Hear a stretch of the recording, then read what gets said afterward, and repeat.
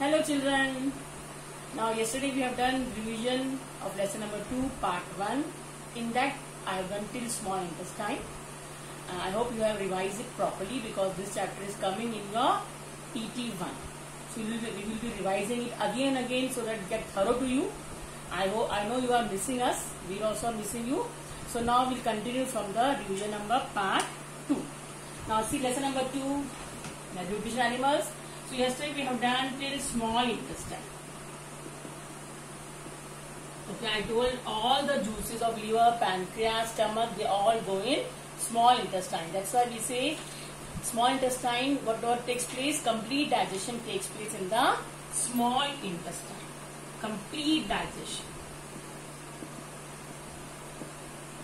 Now small intestine has got three main parts. That is duodenum. I know the spelling is very difficult. So duodenum, jejunum and ileum.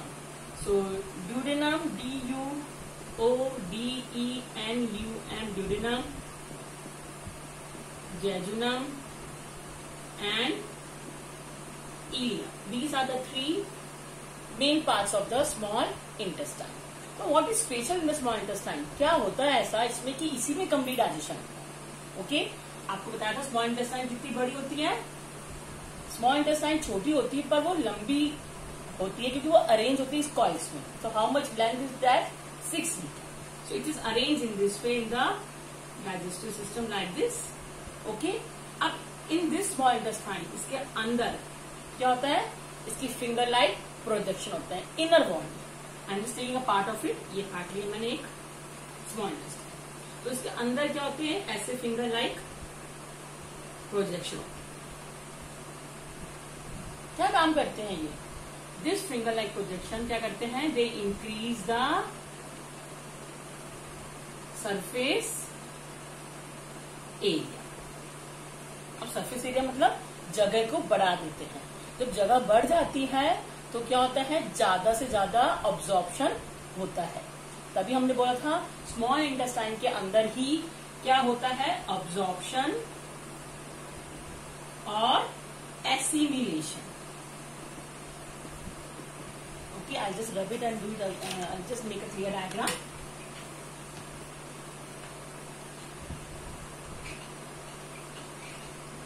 This finger like projection. So I am again making the diagram like this. So it has got a finger like projection. I already told you क्या होता है? Surface area बढ़ जाता है इससे. अब इसके अंदर जो ब्लड वेसल्स होते हैं इसके अंदर वो क्या करते हैं? ज्यादा से ज्यादा अब्जॉर्प्शन करते हैं. So absorption in the small intestine का क्या फंक्शन है कि स्मॉल इंटेस्टाइन के अंदर विलाई होते हैं. Villi increase the surface area and in that villi there are many blood vessels so that more and more absorption of the nutrients are taken place. Okay, so this come under the heading of absorption in the small intestine. Okay, now next part in this is the assimilation. अब assimilation का क्या meaning है? assimilation का खुद का meaning होता है energy को एनर्जी में कन्वर्ट करना.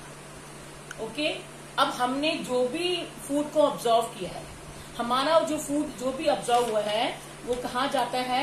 Observe nutrition are then carry to different parts of the body through the blood so that we get the energy. अब आपको पता है कि ब्लड के थ्रू पूरी बॉडी में कहाँ से ऑब्जॉर्प्शन होता है, कहाँ से पूरी बॉडी में जाता है? Which system? Yes, I hope you understand, you remember that is the circulatory system. Okay, circulatory system में की वजह से ब्लड से पूरी बॉडी में हमारे न्यूट्रिएंट्स एसिमिलेट होते हैं. दैट मीन्स हमको एनर्जी मिल जाती है. That energy either it is stored और we get energy in the form of storage और in the form of work that we do. Okay, तभी हम बोलते हैं ग्लिसरॉल और फैटी एसिड्स. ग्लिसरॉल और fatty acids are stored in the body under the skin. Okay, that's why कभी हम खाना नहीं खाते हैं या हमने बहुत टाइम से देर तक खाना नहीं खाया तब भी हमको ये तो है नहीं कि बहुत परेशानी हो रही है. Why? Because glycerol and fatty acid जो हमारी फूड में बॉडी में स्टोर हो गए हैं वो क्या करते हैं, हमें एनर्जी देते रहते हैं। Okay, so glycerol and fatty acid they are stored as what, energy reserves. Okay, और जो हमारा ग्लूकोज है जो हमने फूड खाया है तो किससे कंबाइन होता है, ऑक्सीजन से, और हमको उससे क्या मिलती है, energy. I hope this we have done in the reaction of photosynthesis also. And how we get this is done through the respiratory system. That means what I want to tell कि पूरी body तो कितनी linked है, circulatory digestive system को काम करने के लिए भी circulatory system, respiratory system, excretory system, सबका फंक्शन होता है। ओके, और अमीनो एसिड जो होते हैं, दैट मीन जो हम प्रोटीन खाते हैं वो किसमें कन्वर्ट होते हैं, एमिनो एसिड्स। एमिनो एसिड्स का क्या होता है, it helps to repair the body parts, growth में और रिपेयरिंग में काम करते हैं। What you mean by repairing, ये देखिए जैसे हैमर को हम कुछ तोड़ दिया, हमें सही कर दे, वो मतलब नहीं है कि हमें कुछ लग गई है, कुछ चोट आ गई है तो हमारे सेल्स अपने आप नहीं बन जाते हैं। Okay, so that is the work of proteins. Proteins get converted into amino acids, fats get converted into fatty acids and glycerol, carbohydrate get converted into energy. सब ये सब किसमें आएगा, एसिमिलेशन। मेन पर्पस क्या एसिमिलेशन का, जो भी हमने अब्सॉर्ब फूड न्यूट्रिएंट्स में अब्सॉर्ब हुआ है इंटेस्टाइन के अंदर, उसका प्रोडक्शन एनर्जी की फॉर्म में होता है। So utilize the absorb food in the form of energy is called assimilation. Got it? So absorption और एसिमिलेशन किसमें होते हैं, स्मॉल इंटेस्टाइन। Got it? अब स्मॉल इंटेस्टाइन के बाद फूड कहां जाता है, अब स्मॉल इंटेस्टाइन में पूरा कंप्लीटली डाइजेशन हो गया, पूरा निचोड़ जो होता है, जो भी हमने खाया सारा कुछ खत्म। ओके, अब वेस्ट बचा तो वेस्ट कहां जाएगा, तो स्मॉल इंटेस्टाइन ऐसे होती है, उसके साथ ही क्या होती है हमारी लार्ज इंटेस्टाइन। ओके, तो ये स्मॉल इंटेस्टाइन और ये लार्ज इंटेस्टाइन। तो जो भी इसमें वेस्ट फूड है वो कहां जाता है, लार्ज इंटेस्टाइन। और लार्ज इंटेस्टाइन वैसे कहने को लार्ज है, चौड़ी है पर वो छोटी है। ओके, स्मॉल इंटेस्टाइन के अराउंड होती है। ओके, सो ये लार्ज इंटेस्टाइन क्या करता है, सारा वाटर तो ऑब्जॉर्व कर लेता है, पूरे वाटर जो भी वेस्टेज के अंदर भी जो वाटर है उसको ऑब्जॉर्व कर लेता है और यूटिलाइज कर लेता है। और वेस्ट कहां जाता है, फिर रेक्टम के अंदर। ओके, वेस्ट कहां जाता है, रेक्टम में।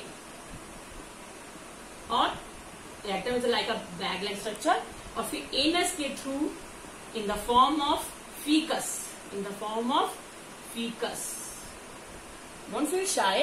फीकस मतलब जो आप रोज मॉर्निंग में पॉटी करते हो या कुछ भी शिट करते हो। Okay, so that comes out in the form of faeces. So this process of taking out the faeces from the anus is called defecation. That is the last part of the steps of nutrition.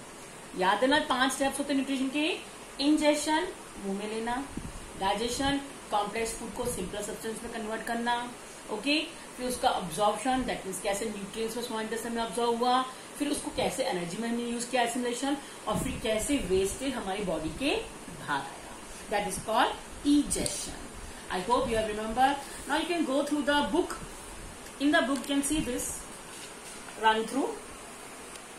See how all the parts have been shown so clearly, nicely. Mouth के अंदर how we have salivary amylase, उसमें mouth में tongue, saliva, teeth do the function. वहां से food कहाँ जाता है, food pipe में कोई डाइजेशन नहीं होता, केवल पैसेज है. फिर वहां कहाँ जाता है, स्टमक में क्या होते हैं, 3 पार्ट्स होते हैं. म्यूकस जो प्रोटेक्टिव लाइनिंग होती है, HCl जो हमारे बैक्टीरिया को हार्म नहीं करते, हम डिस्टर्ब करते हैं, जर्म्स को मारते हैं, एंड द डाइजेस्टिव जूसेस. फिर यहाँ पे स्टमक के बाद जो पैनक्रियास के पैनक्रियाटिक जूस, लिवर का बाइल जूस, ओके, ये सब जूस मिलके कहाँ जाते हैं, स्मॉल इंटेस्टाइन में. स्मॉल इंटेस्टाइन में देखो क्या होता है, अब्जॉर्प्शन एंड एसिमिलेशन. उसके बाद जो फूड वेस्ट बच गया, वाटर तो ऑब्जॉर्व होता है और वेस्ट कहां से, लार्ज इंटेस्टाइन के थ्रू रेक्टम से in the form of faeces बाहर आ जाता है. So it's a very good point given in your book.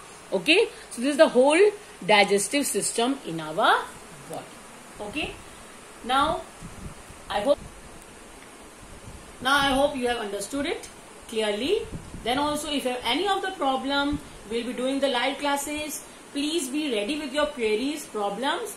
In the next revision part, I'll be discussing about the nutrition in ruminants and amoeba. Thank you.